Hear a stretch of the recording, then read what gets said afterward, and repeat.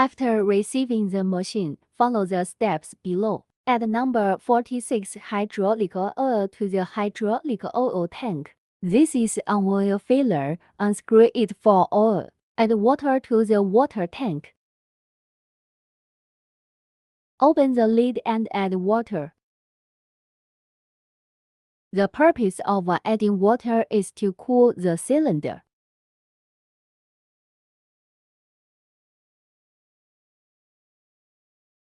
Push the master switch to make it connected.